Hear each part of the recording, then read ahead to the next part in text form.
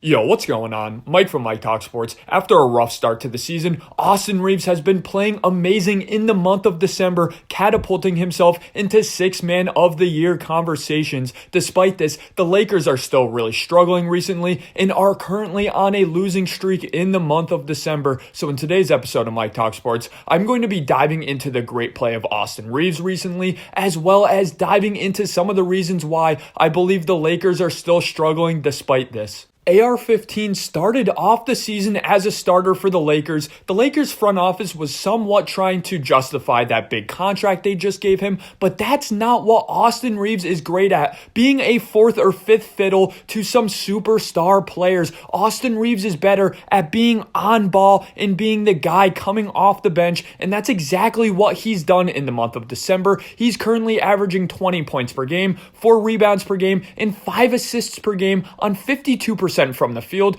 40% from three, and 91% from the free throw line. So he does have that 50-40-90 split in the month of December, and his true shooting percentage is currently at 66%, which puts him in the upper echelon for any guard in the NBA in terms of true shooting percentage in the month of December. And this doesn't even include his great clutch performance in the in-season tournament finals game, where he dropped 28 points on 9 of 15 shooting, and he was absolutely phenomenal, lighting up the Pacers in the first half. Austin is far and away clearly the Lakers' third best player this season, and it's not even particularly close. He brought his in-season averages currently up to 15 points per game, on 5 assists per game, 5 rebounds per game, on 48% from the field, 36% from three, and I continue to see that three-point percentage rise, as again, it was rough to start the season. That was never the main part of his game. Coming into the NBA, he was a slasher in college, and he was a three-point shooter second, so that three-point shot has somewhat fluctuated, but it looks phenomenal in the month of December,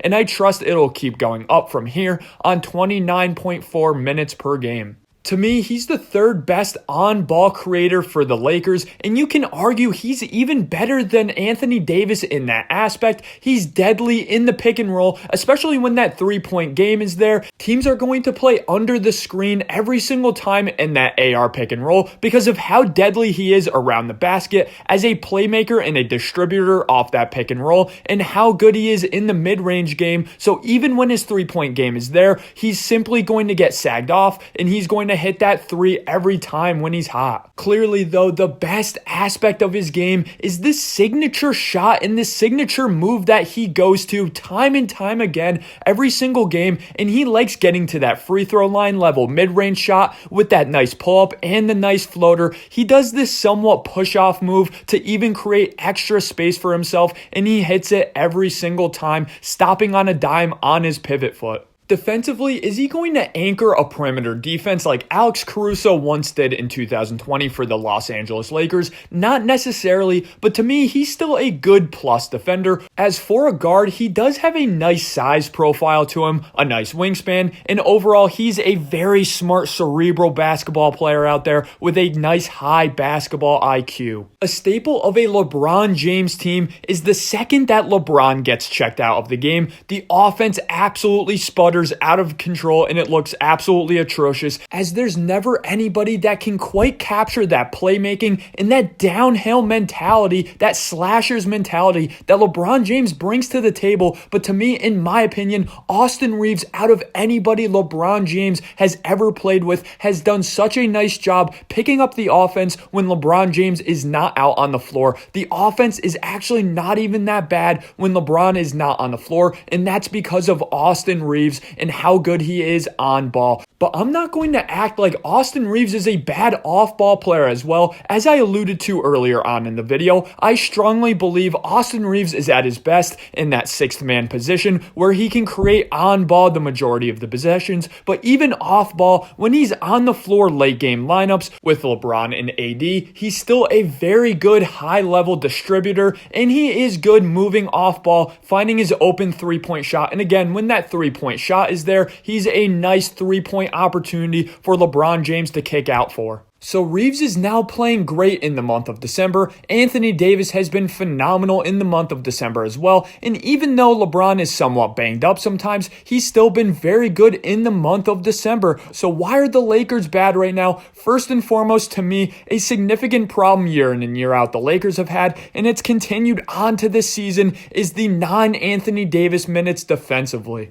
The Lakers simply do not have the defensive depth in the paint to make up for when Anthony Davis is not out on the floor. Now, I get it. Anthony Davis is arguably the best defender in the entire NBA. Obviously, it is to be expected that the Lakers see a defensive drop-off when he's not on the floor, but to the degree it happens every single year because of the lack of front office plan to have a backup center in there is honestly absolutely pathetic. I like Christian Wood. He's a good offensive player, but damn, he is so bad defensively, especially at that big man spot to the point where he's not even worth putting in anymore, and it's not like we even have any better options out there, as Jackson Hayes has been significantly disappointing at the center position in the paint this season. Christian Wood and Jackson Hayes are just so undersized for paint defenders, and we consistently just get absolutely gashed in the paint when Anthony Davis is not out there. The health and lack thereof of Jared Vanderbilt has also been a big hit to the defense, as he was a big part of the reason why the Lakers defense was so good at the second half of the year last year, and he's simply just not been the same player this year. I know he missed the first 20 games of the season, but even when he's been out there recently, man, it's not looked that good, and offensively, shield your eyes, he's shooting 18% from the field this year. That's just absolutely atrocious. And then lastly, it's the three-point shooting. Year in and year out, it seems as though the Lakers just cannot get a consistent three-point shooter